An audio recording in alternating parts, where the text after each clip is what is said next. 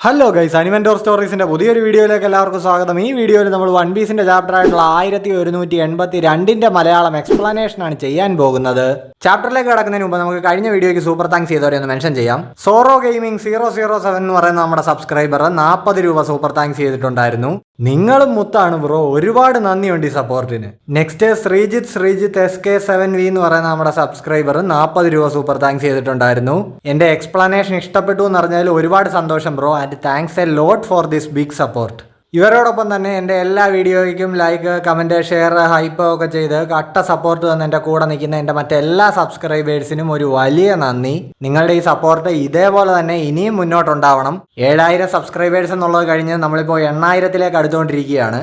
നിങ്ങൾ ഇങ്ങനെ കൂടെ ഉണ്ടെങ്കിൽ 10,000 പെട്ടെന്ന് അടിക്കുമെന്ന് എനിക്ക് നല്ല ഉറപ്പുണ്ട്. സോ അപ്പോൾ അങ്ങനെ പവറായിട്ട് തന്നെ നമുക്ക് മുന്നോട്ട് പോകാം ഗൈസ്. അപ്പോൾ എൻ്റെ ചാനൽ ഇനിയും സബ്സ്ക്രൈബ് ചെയ്യാൻ ആരെങ്കിലും ഉണ്ടെങ്കിൽ ഇപ്പം തന്നെ മറക്കാതെ ഒന്ന് സബ്സ്ക്രൈബ് ചെയ്ത് വെച്ചു.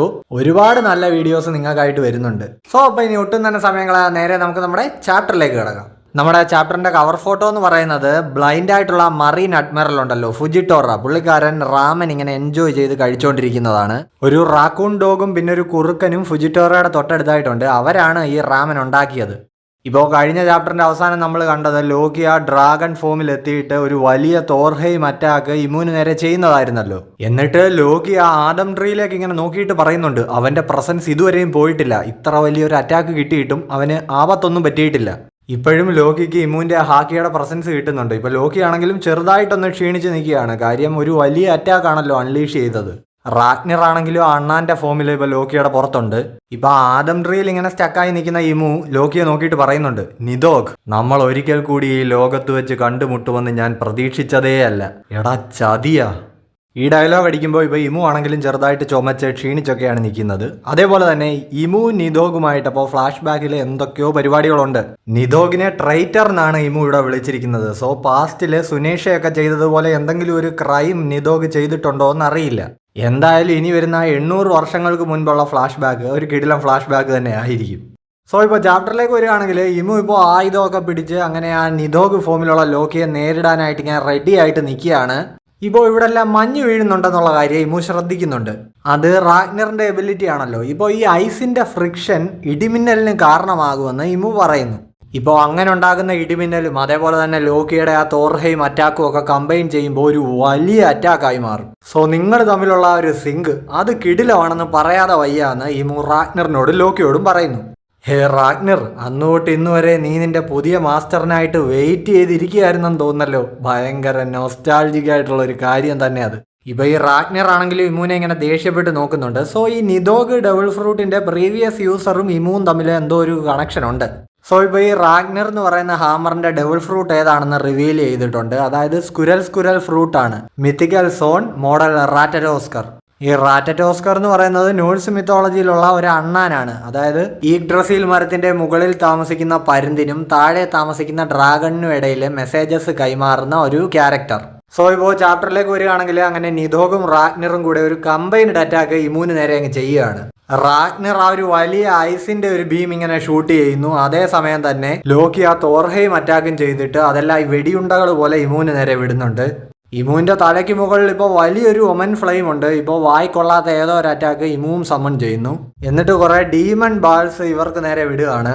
ഇപ്പോൾ ആ ഡീമൺ ബോളുകളും അതേപോലെ തന്നെ ലോക്കിയും റാഗ്നറും ചേർന്ന് ആ വിടുന്ന ലൈറ്റനിങ് ബീംസും എല്ലാം കൂടെ കൂട്ടിമുട്ടി ഒരു വലിയ സ്ഫോടനം തന്നെ അവിടെ നടക്കുകയാണ്. ഇപ്പൊ ഇതൊക്കെ കണ്ടിട്ട് ബോണി ആണെങ്കിൽ ആകെ പേടിച്ച് നിൽക്കുകയാണ്. ഇപ്പോൾ അവളെ ലിലിത്തിന്റെ അടുത്തേക്ക് വിളിക്കുന്നുണ്ട്. അങ്ങോട്ട് ചെന്ന ബോണി ഇപ്പോൾ പറയുന്നുണ്ട്, പേടിക്കണ്ട, ഞാൻ ആ സാധനവുമായിട്ട് ഫൈറ്റ് ചെയ്യാനൊന്നും പോകുന്നില്ല. ലലിത് ഇപ്പോൾ പറയുന്നുണ്ട്, അതെ, ഞാൻ ഫൈറ്റ് ചെയ്യാൻ നിന്നെ വിടില്ലല്ലോ, നീ ഇപ്പൊ എന്റെ പ്രൊട്ടക്ഷനിലാണ്. എന്നാലും ആ വന്നത് അതാരാണ് എന്ന് ലലിത് ഇങ്ങനെ ചിന്തിക്കുന്നു. ഉറപ്പായിട്ടും അത് ഹോളി നൈറ്റ്സിന് മുകളിലുള്ള ഒരാൾ തന്നെയാണ്, പക്ഷേ എൽഡേഴ്സിൽ ഒരാളല്ല എന്നവൾ പറയുന്നു. ഇപ്പോൾ ഇവരുടെ അടുത്തായിട്ട് ഇമുവിന്റെ അറ്റാക്കിൽ പരിക്കേറ്റ് കിടക്കുന്ന സാഞ്ചിയെ കാണാം. ഇപ്പോൾ വെഗാപങ്ക്, അതായത് ലിലിത്ത് തന്നെ പറയുന്നുണ്ട്, ഈ വേൾഡ് ഗവൺമെന്റ് എന്ന് പറയുന്നത് ഈ ലോകം ഭരിക്കാനുള്ള പവർ കഴിഞ്ഞ 800 വർഷങ്ങളായിട്ട് കൈയടക്കി വെച്ചിരിക്കുന്ന ഒരു മാസി ഓർഗനൈസേഷനാണ്. ആ പവർ കൈയടക്കാൻ വേണ്ടി അവരന്ന് ചെയ്ത കാര്യങ്ങൾ ചരിത്രത്തിൽ ഒരു ഇരുണ്ട അധ്യായം തന്നെ ഉണ്ടാക്കി. അതായത് വോയിഡ് സെഞ്ചുറി. സോ ഒരുപാട് നിഗൂഢതകളുള്ള ഒരു ഓർഗനൈസേഷൻ തന്നെയാണ് ഇത്. ഇങ്ങനെയൊക്കെ ചിന്തിച്ച് ലലിതിരിക്കുമ്പോൾ സാഞ്ചി അവിടുന്ന് എഴുന്നേറ്റ് പോകാനായിട്ട് തുടങ്ങുന്നുണ്ട്. ഇപ്പോൾ ബോണി ആണെങ്കിൽ സാഞ്ചിയെ തടയുന്നുണ്ട്. ഹേ സാഞ്ചി, നിങ്ങളിപ്പോൾ ഒരു ഫൈറ്റിന് പോകാനുള്ള അവസ്ഥയിലൊന്നും അല്ല എന്നൊക്കെ അവൾ പറയുന്നു. പക്ഷേ സാഞ്ചി ആണെങ്കിൽ പറയുന്നുണ്ട് എനിക്ക് ഇനി ഇവിടെ ഇങ്ങനെ വെറുതെ ഇരിക്കാൻ കഴിയില്ല ബോണിച്ചാൻ. എന്നിട്ട് സാഞ്ചി കുറച്ച് മുൻപ് നടന്ന ഒരു കാര്യം ഇങ്ങനെ ചിന്തിക്കുകയാണ്. അതായത് ഇമുവിന്റെ ആ അറ്റാക്ക് കിട്ടി സാഞ്ചി അവിടെ വീണ് കിടന്നപ്പോൾ കില്ലിംഗ്ഹാം സാഞ്ചിയുടെ അടുത്ത് വന്ന് അവനെ കളിയാക്കി. കില്ലിംഗ്ഹാം ഇങ്ങനെ ചിരിച്ചോണ്ട് പറയുന്നുണ്ട്, നിന്റെ അവസ്ഥ നോക്ക് സാഞ്ചി, എനിക്കൊന്നും ചെയ്യേണ്ടി വന്നില്ല, ഗ്രേറ്റ് വണ്ണിന്റെ ഒരറ്റാക്കിന് തന്നെ നീ വീണു. എന്നാലും നിനക്ക് ഇപ്പോഴും ജീവനുണ്ടല്ലോ, അതാ എനിക്ക് അത്ഭുതം. പക്ഷെ എനിക്കിവിടെ നിന്നെ നോക്കിക്കൊണ്ടിരിക്കാൻ സമയമില്ല. ഇപ്പൊ ഈ പോവാൻ തുടങ്ങുന്ന കില്ലിംഗ്ഹാമിനോട് സാഞ്ചി ചോദിക്കുന്നുണ്ടായിരുന്നു, നീ ഇതെങ്ങോട്ടേക്കാ പോകുന്നേ? കില്ലിംഗ്ഹാം ഇപ്പോൾ പറയുന്നുണ്ട്, ഞാനിവിടെ ചെയ്ത് പകുതിയാക്കി വെച്ചിരിക്കുന്ന ആ പണിയുണ്ടല്ലോ അതങ്ങ് തീർക്കാൻ പോവാടാ. അതുമാത്രമല്ല മുമ്പത്തേനേക്കാളും ഇരട്ടി പവറാണ് ഇപ്പൊ എന്റെ ഉള്ളിലൂടെ ഒഴുകുന്നത്. സോ ഗുഡ് ബൈ എന്ന് പറഞ്ഞുകൊണ്ട് ഇപ്പൊ കില്ലിംഗ്ഹാം ജെറ്റ് പോലെ മുകളിലേക്ക് പോകുന്നുണ്ട്. ആ പോയതിന്റെ എഫക്റ്റ് ഇപ്പോൾ സാഞ്ചിയുടെ ദേഹത്തും കിട്ടുന്നുണ്ട്. സോ ആ ഒമൻ വെച്ചിട്ട് കില്ലിംഗ്ഹാമിന്റെ സോമേഴ്സിന്റെ ഒക്കെ പവർ ഇമു നല്ലപോലെ ബൂസ്റ്റ് ചെയ്തിട്ടുണ്ട്. സോ ഇപ്പൊ ഇതെല്ലാം ഇങ്ങനെ ചിന്തിച്ചിട്ട് പ്രസന്റിലെ സാഞ്ചി പറയുന്നുണ്ട്, അവന്മാർ ഇതുവരെ ഇവിടുത്തെ കുട്ടികളെ കിഡ്നാപ്പ് ചെയ്യുന്ന ആ പ്ലാൻ മനസ്സിൽ നിന്ന് കളഞ്ഞിട്ടില്ലെന്നാണ് തോന്നുന്നത്. അങ്ങനെ സാഞ്ചി ഇപ്പോൾ ആ സ്കൈ വാക്ക് ചെയ്തിട്ട് മുകളിലേക്ക് ഇങ്ങനെ പോവാണ്. ഇപ്പോൾ ബോണിയും ലലിത്തും താഴെ നിന്നിട്ട് സാഞ്ചിന്ന് വിളിക്കുന്നുണ്ട്. ഇപ്പൊ ഇങ്ങനെ പോകുമ്പോൾ സാഞ്ചി പറയുന്നുണ്ട്, നമ്മൾ ഇത്രയും നേരം ഈ എൽബാഫിൽ ചെയ്ത ഫൈറ്റ് ഒന്നും വേസ്റ്റ് ആവാൻ ഞാൻ സമ്മതിക്കില്ല. എന്തു വില കൊടുത്തും ഈ എൽബാഫിനെ ഞാൻ സംരക്ഷിക്കും. ലൂഫിയും ഉസോപ്പും അങ്ങേയറ്റം ബഹുമാനിക്കുന്ന ഒരു രാജ്യമാണിത്, വാരിയേഴ്സിന്റെ രാജ്യം. അതുമാത്രമല്ല നല്ല ജയന്റ് സുന്ദരികളുടെയും കൂടെ രാജ്യമാണിത്. സോ എന്ത് വില കൊടുത്ത് ഞാനിത് പ്രൊട്ടക്ട് ചെയ്യുമെന്ന് പറഞ്ഞ് സാഞ്ചി മുകളിലേക്ക് പൊക്കോണ്ടിരിക്കുകയാണ്. ബോണിയും ലലിത്തും ആണെങ്കിൽ ഇപ്പൊ ഇങ്ങനെ ഇത് നോക്കി താഴെ നിൽക്കുന്നുണ്ട്. ഇനി നമ്മളെ കാണിക്കുന്നത് ഔൾ ലൈബ്രറിയാണ്. അവിടുത്തെ ഒരു കഥകിന് പുറകിലൂടെ ഒരു അണ്ടർഗ്രൗണ്ട് പാസേജ് ഉണ്ടായിരുന്നു. ഇപ്പൊ അത് കണ്ടെത്തി സോളും റോബിനും അങ്ങോട്ടേക്ക് ചെല്ലുമ്പോൾ ബിബിളോ അവിടെ ബുക്ക് എല്ലാം സേഫ് ആക്കി വെച്ചിട്ടുണ്ട്. ഇങ്ങനെ ഒരു പാസേജ് ഉണ്ടെന്ന് സോള് ഇപ്പോഴാണ് മനസ്സിലാക്കുന്നത്. സോ ആ തീപിടുത്തത്തിൽ നിന്ന് നീ ബുക്കെല്ലാം സേഫ് ആക്കി ഇവിടെ കൊണ്ടുവച്ചു അല്ലേ ബിബിളോ എന്ന് അവർ ചോദിക്കുന്നുണ്ട്. എല്ലാം കത്തിപ്പോയെന്നാ ഞാൻ കരുതിയത്, ഒരുപാട് നന്ദിയുണ്ട് ബിബിളോ എന്ന് റോബിൻ പറയുന്നു. സോളാണെങ്കിൽ ഇപ്പോൾ നന്ദി പറയുന്നുണ്ട്. എന്നിട്ട് പുള്ളി പറയുന്നുണ്ട്, നിന്നെ പറ്റി കൂടുതൽ അറിയും തോറും നിഗൂഢതകൾ കൂടിക്കൂടി വരികയാണല്ലോ ബിബിളോ. അതായത് ഇങ്ങനൊരു സീക്രട്ട് പാസേജിനെ പറ്റി ഇവന് മാത്രം അറിയാം. അതേപോലെ തന്നെ കൃത്യസമയം ആയപ്പോഴേക്കും ഇവൻ എല്ലാ സാധനങ്ങളും ഇങ്ങോട്ടേക്ക് മാറ്റി. ശരിക്കും യാർഡാ നീ എന്നുള്ള രീതിയിൽ സോള് ബിബിളോയെ ഇങ്ങനെ നോക്കുകയാണ്. ഇപ്പോൾ നമ്മളെ ആ പടിഞ്ഞാറൻ വില്ലേജിനടുത്തുള്ള പോർട്ട് കാണിക്കുന്നുണ്ട്. അതായത് കുട്ടികളെ ഇവിടുന്ന് കൊണ്ടുപോകാനായിട്ട് ഇവർ കപ്പലൊക്കെ സെറ്റ് ചെയ്തിട്ടിരുന്ന ആ ക്ലൗഡ് സീ പോർട്ട് ഉണ്ടല്ലോ, അവിടെയുള്ള ഒരു റെയിൻബോ റോഡൊക്കെ ഇപ്പോൾ നമുക്ക് കാണാം. സ്ട്രോ ഹാറ്റ്സ് ആദ്യം കയറി വന്നത്. സോ ഇപ്പോൾ ഒരു ജയന്റ് കപ്പൽ ആരോ ഇങ്ങനെ പൊക്കി എടുത്തുകൊണ്ട് വന്ന് ആ സീ ക്ലൗഡ്സിലേക്ക് ഇടുന്നുണ്ട്. ഇപ്പോൾ അത് ചെയ്തത് ആരാണെന്ന് നോക്കിക്കഴിഞ്ഞാൽ അത് മറ്റാരുമല്ല, സോമേഴ്സ് ആണ്. അവന്റെ പുറകിൽ ആ ഒമൻ മാർക്ക് ഇപ്പോഴും ഉണ്ട്. സോമേഴ്സ് ഇപ്പോൾ ഡെൻഡൻ മുഷി കൂടെ കില്ലിംഗ്ഹാമിനെ വിളിച്ച് പറയുന്നുണ്ട്, ഹലോ ഞാൻ സോമേഴ്സ് ആണ്, അല്ല സൂപ്പർ സോമേഴ്സ്. ജയൻസിന്റെ ഒരു ഷിപ്പൊക്കെ തൂക്കി എടുത്തുകൊണ്ട് വന്ന് ഞാനിവിടെ റെഡി ആക്കിയിട്ടിട്ടുണ്ട്. 5 മിനിറ്റിനുള്ളിൽ കുട്ടികളെ കൊണ്ട് പോർട്ടിലേക്ക് പോവാം. ഇനി നമ്മളെ പടിഞ്ഞാറൻ വില്ലേജിലെ ആ ബാറാണ് കാണിക്കുന്നത്. അവിടെ ഉള്ളവരാണെങ്കിൽ ലോക്കി ഇമുവും തമ്മിലുണ്ടായ ഫൈറ്റിലെ എക്സ്പ്ലോഷനൊക്കെ കണ്ടിട്ട് ആകെ പേടിച്ച് നിൽക്കുകയാണ്. കാട്ടിൽ മുഴുവൻ പൊട്ടിത്തെറിയും തീപിടുത്തോ, ഇവിടെ എന്തോ വലിയ യുദ്ധം നടക്കുന്നത് പോലെയാ എന്നൊക്കെ അവർ പറയുന്നു. അകത്തിപ്പോ ചോപ്പർ ആണെങ്കിൽ ഗേഡിന്റെ ആ അറ്റുപോയ വിരലുകളെല്ലാം റീഅറ്റാച്ച് ചെയ്തിട്ടുണ്ട്. ക്ലീൻ ആയിട്ടുള്ള കട്ടായതുകൊണ്ട് വിരല് റീഅറ്റാച്ച് ചെയ്യാൻ പറ്റിയിട്ടുണ്ട്. പക്ഷെ ഇതൊന്ന് ഹീലായി വരണമെങ്കിൽ മാസങ്ങൾ പിടിക്കുമെന്ന് ചോപ്പർ പറയുന്നു. ഗേഡ് ഇപ്പോൾ പറയുന്നുണ്ട്, താങ്ക്സ് ചോപ്പർ. എൻ്റെ ഒരു അവസ്ഥ നോക്കണേ, ഇവിടെയുള്ള ബാക്കി ആൾക്കാരെ ശുശ്രൂഷിക്കേണ്ടവളാ ഞാൻ, എന്നിട്ടിപ്പോൾ ഞാൻ ഈ അവസ്ഥയിൽ നിൽക്കുന്നു. അങ്ങനെ സ്വയം പഴിക്കരുത് ഗേഡ്, ഇതൊന്നും നിന്റെ തെറ്റല്ല എന്ന് ചോപ്പർ പറയുന്നുണ്ട്. കോളോൺ ആണെങ്കിലും ഇപ്പോൾ ചോപ്പറിനോട് താങ്ക്സ് പറയുന്നുണ്ട്. എൻ്റെ അമ്മയും ബാക്കിയുള്ളവരെയൊക്കെ ട്രീറ്റ് ചെയ്തതിന് ഒരുപാട് നന്ദി ഡോക്ടർ ചോപ്പർ എന്നവൻ പറയുന്നു. ചോപ്പർ ഇപ്പോൾ പറയുന്നുണ്ട്, ഇത് ഫസ്റ്റ് എയ്ഡേ ആയിട്ടുള്ളൂ, ഇവിടുത്തെ ഈ പ്രശ്നങ്ങളൊക്കെ ഒന്ന് കഴിഞ്ഞിട്ട് ഞാൻ എല്ലാവരെയും കാര്യമായിട്ട് ട്രീറ്റ് ചെയ്യുന്നുണ്ട്. ഹാജറുദ്ദീനൊക്കെ ഇപ്പോൾ അവിടെ ഇങ്ങനെ കിടക്കുന്നത് കാണാം. ഇപ്പോൾ റോഡ് ഗേഡിന്റെ അടുത്തേക്ക് എന്നിട്ട് പറയുന്നുണ്ട്, അയ്യോ ഞാൻ എന്തായി കാണുന്നേ, എന്റെ ഗേഡ് ടാസോയുടെ വിരലൊക്കെ മുറിഞ്ഞു പോയോ, ഇത് സത്യം തന്നെയാണോ അതോ വല്ല ദുസ്വപ്നമാണോ? നിന്റെ പോയ വിരലുകൾക്ക് പകരം ഞാൻ വേണമെങ്കിൽ എന്റെ ഈ വിരലുകൾ തരാൻ പൊന്നെ, എനിക്ക് നിന്റെ വിരലൊന്നും വേണ്ടാന്ന് ഇപ്പൊ ഗേഡ് പറയുന്നുണ്ട്. ഹോ, ഇങ്ങനത്തെ ഒരു അവസ്ഥയിൽ എന്ത് ക്രൂരമായിട്ടാ എന്റെ ഗേഡ് പെരുമാറുന്നേ, എനിക്കൊരു അവാർഡ് കിട്ടിയ ഫീല് എന്നൊക്കെ റോഡ് പറയുന്നുണ്ട്. പക്ഷെ ഗേഡ് ഇപ്പോൾ പറയുന്നുണ്ട്, എന്തൊക്കെ പറഞ്ഞാലും നിന്റെ അനിയനായിട്ടുള്ള ബ്യോണിന്റെ ജീവൻ രക്ഷിക്കാൻ വേണ്ടി നീ നിന്റെ ജീവൻ റിസ്ക് ചെയ്തില്ലേ, അത് കണ്ടപ്പോൾ സത്യം പറഞ്ഞാൽ നിന്നെ പറ്റിയുള്ള എൻ്റെ അഭിപ്രായത്തിന് ചെറിയൊരു മാറ്റം വന്നിട്ടുണ്ട് റോഡ്. ഇപ്പൊ ഈ ഗേഡിന്റെ വാക്കുകൾ കേട്ടപ്പോഴത്തേക്ക് റോഡ് ആകെ എക്സൈറ്റഡ് ആയിട്ട് അവന്റെ ആ മുറിവിന്നൊക്കെ ചോര തെറിക്കുന്നുണ്ട്. ഗേഡ് ടാസോയുടെ സ്നേഹം ഓവർഡോസ് ആയതിന്റെ എഫക്റ്റ് ആണെന്നൊക്കെ പറഞ്ഞിട്ട് റോഡ് ഫ്ലാറ്റ്. പുള്ളിക്കാരൻ ഒരു ജയന്റ് സാഞ്ചിയാണ്. ഇപ്പൊ ഇത് കണ്ടുകൊണ്ട് അവന്റെ അനിയൻ ബ്യോൺ ഇങ്ങനെ പുറകെ വന്ന് നിൽക്കുന്നുണ്ട്. എന്നിട്ട് ആ ചെറുക്കൻ പറയുന്നുണ്ട്, ഹോ ഞാൻ നിങ്ങളെ ഒന്ന് റെസ്പെക്ട് ചെയ്ത് വരികയായിരുന്നു പുല്ല്. ഇനി നമ്മളെ പടിഞ്ഞാറൻ വില്ലേജിലെ തന്നെ പോർട്ടിനടുത്തുള്ള സോറോയുടെ സൈഡാണ് കാണിക്കുന്നത്. ഗോൾഡ്ബർഗ് സോറോയെ തോളത്ത് വെച്ചുകൊണ്ട് പോർട്ടിന്റെ അങ്ങോട്ടേക്ക് ഓടുകയാണ്. സോറോ പറയുന്നുണ്ട്, ഗോൾഡ്ബർഗ് നിന്നെ ബുദ്ധിമുട്ടിച്ചത് ക്ഷമിക്കണം, ഞാൻ അങ്ങ് ഓടിയെത്തുമ്പോഴത്തേക്ക് സമയം കുറെ വൈകും, അതുകൊണ്ടാ നിന്റെ ഹെൽപ്പ് ചോദിച്ചത്. ഗോൾഡ്ബർഗ് പറയുന്നുണ്ട്, ഏയ് അതിനെന്താ സോറോ, ഒരു കുഴപ്പമില്ല, ജയൻസില് എനിക്കല്ലേ ഉള്ളൂ വലുതായിട്ട് പരിക്കൊന്നും പറ്റാത്തത്, അതുകൊണ്ട് എനിക്കിതൊന്നും വിഷയമേ അല്ല. മാത്രവുമല്ല ഇത് എൽബാഫ് നേരിടുന്ന ഒരു പ്രതിസന്ധിയാണ്, ഇത് പരിഹരിക്കേണ്ടത് ഞങ്ങളുടെ ഉത്തരവാദിത്തമല്ലേ, അവിടെ ഞങ്ങളെ സഹായിക്കാൻ നിങ്ങൾ കാണിക്കുന്ന ഈ മനസ്സുണ്ടല്ലോ അതിന് ഒരുപാട് നന്ദി. സോറോ ഒക്കെ പറയുന്നുണ്ട്, അതിന് നന്ദിയൊന്നും പറയണ്ട, ഞങ്ങളുടെ ക്യാപ്റ്റന്റെ ഒരു പോളിസി വെച്ചിട്ട് പുള്ളിയുടെ സുഹൃത്തിന്റെ കൺട്രി എന്ന് പറയുന്നത് പുള്ളിയുടെയും കൂടെ കൺട്രിയാണ്. സോ ഈ എൽബാഫിന്റെ പ്രശ്നങ്ങൾ ഞങ്ങളുടെയും കൂടെ പ്രശ്നങ്ങളാണ്.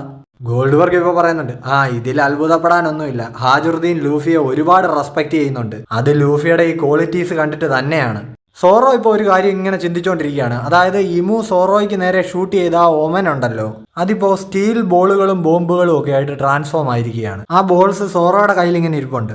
സോറോ ഇപ്പോൾ പറയുന്നുണ്ട്, ഹോളി നൈറ്റ്സ് മുമ്പുള്ളതിനേക്കാൾ ശക്തരായി കഴിഞ്ഞു, നമ്മൾ എത്രയും പെട്ടെന്ന് അവരെ തീർത്ത് കെട്ടിയില്ലെങ്കിൽ ഇവിടുത്തെ പ്രശ്നങ്ങൾ കൂടുതൽ വഷളാവുകയേ ഉള്ളൂ. ഇനി നമ്മളെ പോർട്ടിന്റെ ഭാഗമാണ് കാണിക്കുന്നത്. അവിടെ നിൽക്കുന്ന സോമേഴ്സ് ഡെൻഡൻ മുഷിക്കൂടെ കില്ലിംഗ്ഹാമിനോട് സംസാരിച്ചുകൊണ്ടിരിക്കുകയാണല്ലോ. കില്ലിംഗ്ഹാം പറയുന്നുണ്ട്, സോമേഴ്സേ ചെറുതായിട്ട് എൻ്റെ കയ്യിൽ നിന്നൊന്ന് പോയടാ, ഞാനൊരു ടെറിബിൾ ആയിട്ടുള്ള സാധനത്തിനെ സമ്മൺ ചെയ്ത് വരുത്തിയിട്ടുണ്ട്. സോമേഴ്സ് ഇപ്പോൾ പറയുന്നുണ്ട്, ഡേയ് നീ സമ്മൺ ചെയ്ത് വരുത്തി എന്ന് പറയുമ്പോൾ അതൊന്നും അല്ലല്ലോ. അതേടാ അത് തന്നെ, എൻ്റെ ഏറ്റവും വലിയ ഭയത്തിനെയാണ് ഞാൻ സമ്മൺ ചെയ്ത് വരുത്തിയത്, അങ്ങ് പറ്റിപ്പോയി. സോമേഴ്സ് ഇപ്പോൾ പറയുന്നുണ്ട്, എടാ പരനാറി, നിനക്ക് മാത്രമല്ല നമുക്കെല്ലാം അതിനെ പേടിയാന്നുള്ള കാര്യം നിനക്ക് അറിഞ്ഞൂടെ, ഡേയ് നിനക്കതിനെ കൺട്രോൾ ചെയ്യാൻ പറ്റുമോ? പറ്റേണ്ടതാണ്, എന്തൊക്കെ വന്നു കഴിഞ്ഞാലും അത് ഒറിജിനൽ സാധനമൊന്നും അല്ലല്ലോ, ഞാൻ ക്രിയേറ്റ് ചെയ്തൊരു നൈറ്റ് മെയർ മോൺസ്റ്റർ അല്ലേ. സോമേഴ്സ് ഇപ്പോൾ പറയുന്നുണ്ട്, എന്ത് കോപ്പെങ്കിലും ആവട്ടെ, നീ സമ്മൺ ചെയ്തല്ലോ, ഇനിയിപ്പോൾ പറഞ്ഞിട്ട് കാര്യമില്ല, പെട്ടെന്ന് നീ പണി തീർക്കാൻ നോക്ക്, നമ്മുടെ മുന്നിൽ ഇനി അധികം സമയമില്ല. ആ ഗുങ്കോ എവിടെ പോയി? കില്ലിംഗ്ഹാം ഇപ്പോൾ പറയുന്നുണ്ട്, ഞാനിങ്ങോട്ട് വരുന്ന വഴിക്ക് ഗുങ്കോ അവിടെ കിടക്കുന്ന കണ്ടായിരുന്നു, കണ്ടിട്ട് കാറ്റ് പോയെന്നാ തോന്നുന്നത്. ഇപ്പൊ ഇത് കേട്ടിട്ട് സോമേഴ്സ് ഞെട്ടുന്നുണ്ട്. എന്നിട്ട് പുള്ളി പറയുന്നുണ്ട്, ഇമൂസമയുടെ ബോഡി ഇങ്ങനെ പുറം ലോകത്ത് അധികം നേരം തുടരുന്നത് അദ്ദേഹത്തിന് ആപത്താണ്, അതറിഞ്ഞിട്ടും അദ്ദേഹം ഇവിടെ നിന്ന് നിർത്താതെ ഫൈറ്റ് ചെയ്തുകൊണ്ടിരിക്കുകയാണ്. അതിനർത്ഥം അദ്ദേഹം കൈക്കലാക്കാൻ ആഗ്രഹിക്കുന്ന പവറും ഈ ലോകത്ത് നിന്ന് എന്നേക്കുമായിട്ട് തുടച്ചു നീക്കാൻ ആഗ്രഹിക്കുന്ന പവറും രണ്ടും ഇപ്പോൾ ഈ എൽബാഫിലുണ്ട്. അതുകൊണ്ടാണ് അദ്ദേഹം ഇത്രയും റിസ്ക് എടുത്ത് ഇവിടെ നിൽക്കുന്നത്. സോ നമ്മൾ അദ്ദേഹത്തെ നിരാശരാക്കാൻ പാടില്ല. അദ്ദേഹത്തിന്റെ പ്രതീക്ഷയ്ക്കൊത്ത് ഉയർന്ന് നമ്മളിവിടെ ഫൈറ്റ് ചെയ്യണം കില്ലിംഗ്ഹാം. ഇപ്പോൾ ഇത് കേട്ട് മോട്ടിവേറ്റഡ് ആയ കില്ലിംഗ്ഹാം ആണെങ്കിലും അതെ അങ്ങനെ തന്നെയാണ് വേണ്ടതെന്ന് പറയുന്നു. ഇനി നമ്മളെ കാണിക്കുന്നത് പടിഞ്ഞാറൻ വില്ലേജ് ആണ്. അവിടെ നല്ലപോലെ മഴ പെയ്യുന്നു. ജയൻസ് ആണെങ്കിലും ഇപ്പോൾ ചോദിക്കുന്നുണ്ട്, ഇതെന്താ ഇപ്പോൾ പെട്ടെന്നൊരു മഴ, അതേപോലെ തന്നെ വെള്ളം വീടുകളിലേക്കൊക്കെ ഇരച്ചു കയറുന്നുണ്ട്, സോ മുറിവേറ്റവരെ ശ്രദ്ധിക്കണം എന്നൊക്കെ അവർ പറയുന്നു. ഇപ്പോൾ ഗില്ലിംഗ്ഹാം ആണെങ്കിൽ അവൻ ക്രിയേറ്റ് ചെയ്ത ആ മോൺസ്റ്ററിന് കമാൻഡ് കൊടുക്കുന്നുണ്ട്, ആ കൊച്ചു കഴിവേറുകളെ മൊത്തം പിടിക്കുക. ഇപ്പോൾ ഒരു വലിയ കൈ ആ വീടിനുള്ളിലേക്ക് വന്നിട്ട് കോളോണിനെ ഇൽവയും ബാക്കി കുട്ടികളെ ഒക്കെ ഇങ്ങനെ പിടിക്കുന്നു. ഇപ്പോൾ ആ കൈക്കുള്ളിൽ ട്രാപ്പായ കുട്ടികൾ മുങ്ങിത്താണിങ്ങനെ പോകുന്നുണ്ട്. അതായത് ഒരു വാട്ടർ ബാഗ് പോലെയാണ് ആ കൈ, ഒരു ട്രാൻസ്പെറൻ്റ് ആയിട്ടുള്ള വെള്ളം നിറഞ്ഞ ഒരു കൈ. ഇതേ പുറത്തെന്തോ ഉണ്ടെന്ന് ഇപ്പോൾ ജയൻസ് ഇങ്ങനെ വിളിച്ച് അലറുന്നുണ്ട്. പുറത്ത് നിൽക്കുന്ന കില്ലിംഗ്ഹാം ഇപ്പോൾ പറയുന്നുണ്ട്, റെഡ് ലൈനിൻ്റെ ഏറ്റവും മുകളിൽ മേഘങ്ങളുടെ തൊട്ട് ചുവട്ടിൽ ജീവിക്കുന്ന ഞങ്ങൾക്ക് ആകാശത്ത് നിന്ന് മഴ ഇടിച്ചു കുത്തി പെയ്യുന്നത് കാണുമ്പോൾ പേടി തോന്നാറുണ്ട്. ഞങ്ങൾ എപ്പോഴും കേൾക്കുന്ന പേടിപ്പെടുത്തുന്ന കുറച്ച് കഥകളുണ്ടായിരുന്നു, നിക്കയെ പറ്റി, ഡി ക്ലാനിനെ പറ്റി, പിന്നെ റെയിൻ ഗോഡ് എന്നറിയപ്പെടുന്ന ഒരു മോൺസ്റ്ററിനെ പറ്റിയും. താഴെ തട്ടിലുള്ള ലോകം നിമിഷ നേരം കൊണ്ട് വെള്ളത്തിനടിയിലാക്കാൻ കഴിവുള്ള ഒരു മോൺസ്റ്റർ, റെയിൻ ഗോഡ് സസ. സോ ഗൈസ്, അപ്പോൾ കില്ലിംഗ്ഹാമും സോമേഴ്സും ബാക്കി ടെൻട്രിബ്യൂറ്റോളും ഒക്കെ പേടിയോടെ കൂടി കാണുന്ന ആ റെയിൻ ഗോഡ്, കില്ലിംഗ്ഹാമിന്റെ ആ ഭയം ഒരു മോൺസ്റ്ററായി വന്നിരിക്കുകയാണ്. അതിപ്പോൾ ആ വെസ്റ്റേൺ വില്ലേജ് ഫുൾ ഇങ്ങനെ മുക്കുന്നുണ്ട്, ആൾക്കാരെല്ലാം ഇങ്ങനെ വെള്ളത്തിൽ മുങ്ങിക്കിടക്കുന്നു. അതേപോലെ തന്നെ ആ കുട്ടികളെ അതിങ്ങനെ കയ്യിൽ ട്രാപ്പാക്കി വെച്ചിട്ടുണ്ട്, 4 കൈകളൊക്കെ ഉള്ള ഒരു വലിയ രൂപം. ഇപ്പോൾ റെയിൻ ഡാൻസിന്റെ താളത്തോടു കൂടിയാണ് സസ വരുന്നത്. കണ്ടിട്ട് തന്നെ പേടിയാവുന്നു എന്നൊക്കെ പറഞ്ഞ് കില്ലിംഗ്ഹാം അവിടെ നിൽപ്പുണ്ട്. എന്നിട്ട് അവൻ സോമേഴ്സിനെ വിളിച്ച് പറയുന്നുണ്ട്, ഞാൻ കുട്ടികളെയും കൊണ്ട് അങ്ങോട്ട് വരികയാണ്, നീ റെഡി ആയിട്ടിരുന്നോ സോമേഴ്സേ, ഇവിടെ എല്ലാം റെഡിയാ, ഏത് നിമിഷം വേണേലും നമുക്ക് പുറപ്പെടാമെന്ന് സോമേഴ്സ് പറയുന്നു. ഇപ്പൊ ഈ സസ ഈ വില്ലേജിൽ പ്രശ്നം ഉണ്ടാക്കുന്നത് നമ്മുടെ സോറോയും ഗോൾഡ്ബർഗ് ശ്രദ്ധിക്കുന്നുണ്ട്. ഇപ്പൊ ഗോൾഡ്ബർഗ് സോറോയോട് ചോദിക്കുന്നുണ്ട്, നമുക്ക് തിരിച്ചു വില്ലേജിലേക്ക് പോകണമെന്ന്. അപ്പോഴാണ് സോറോ ശ്രദ്ധിക്കുന്നത്, നമ്മുടെ സാഞ്ചി ഇങ്ങനെ സ്കൈവാക്ക് ചെയ്ത് ആ പടിഞ്ഞാറൻ വില്ലേജിന്റെ അടുത്തേക്കാണ് പോകുന്നത്. ഇപ്പൊ ഇത് കണ്ട സോറോ ഗോൾഡ്ബർഗിനോട് പറയുന്നുണ്ട്, കുഴപ്പമൊന്നുമില്ല, എല്ലാം സെറ്റാ. സാഞ്ചി ആണെങ്കിലും ഇപ്പൊ ഈ സോറോയും ഗോൾഡ്ബർഗും പോർട്ടിനടുത്തേക്ക് പോകുന്നത് ശ്രദ്ധിക്കുന്നുണ്ട്. സോറോ ഇപ്പോൾ സാഞ്ചിയോട് വിളിച്ചു പറയുന്നുണ്ട്, ഡേയ് ഈ അവസരം മൂഞ്ചിക്കരുത് കേട്ടോ, നിന്നോടും എനിക്ക് അത് തന്നെയാണ് തെണ്ടി പറയാനുള്ളതെന്ന് സോറോ എടുത്ത് സാഞ്ചിയും പറയുന്നു. ശരിക്കും ഇവരുടെ ഈ റൊമാൻസ് കിടിലമാണ്. കാര്യം സാഞ്ചിയെ കൊണ്ടത് പറ്റുമെന്ന് സോറോയ്ക്കും അറിയാം, സോറോയെ കൊണ്ടത് പറ്റുമെന്ന് സാഞ്ചിക്കും അറിയാം. എന്നാലും ചുമ്മാ ഒരു ഈഗോ ക്ലാഷ്. എന്തായാലും ഇവിടെ വെച്ച് നമ്മുടെ ഈ ചാപ്റ്റർ അവസാനിക്കുകയാണ്. സോ നെക്സ്റ്റ് ചാപ്റ്ററിൽ നമുക്ക് സാഞ്ചി വേഴ്സസ് കില്ലിംഗ്ഹാം, അതേപോലെ തന്നെ സോറോ വേഴ്സസ് സോമേഴ്സ്, പിന്നെ ആ ലോക്കി ഇമും കൂടെ ഫൈറ്റ് ചെയ്യുന്നിടത്ത് ലൂഫിയുടെ ആ ഒരു എൻട്രിയും കിട്ടും എന്നാണ് എൻ്റെ പ്രതീക്ഷ. പക്ഷേ അടുത്ത ആഴ്ച ബ്രേക്ക് ആണ് ഗൈസ്. സോ നമുക്ക് അടുത്ത ആഴ്ചയെ ചാപ്റ്റർ കിട്ടത്തുള്ളൂ. അപ്പോൾ ഈ വീഡിയോ ഇഷ്ടപ്പെട്ടിട്ടുണ്ടെങ്കിൽ ഉറപ്പായിട്ടും എല്ലാവരും നല്ലൊരു സപ്പോർട്ട് തരിക. അതേപോലെ തന്നെ നമ്മളുടെ ഈ ചാനൽ ഇനിയും സബ്സ്ക്രൈബ് ചെയ്യാനുള്ളവർ ഇപ്പം തന്നെ മറക്കാതെ ഒന്ന് സബ്സ്ക്രൈബ് കൂടി ചെയ്ത് വെച്ചേക്കുക. സോ അപ്പോൾ നെക്സ്റ്റ് വീഡിയോ ആയിട്ട് വളരെ പെട്ടെന്ന് കാണുന്നവരേക്കും എല്ലാവർക്കും ബൈ ബൈ.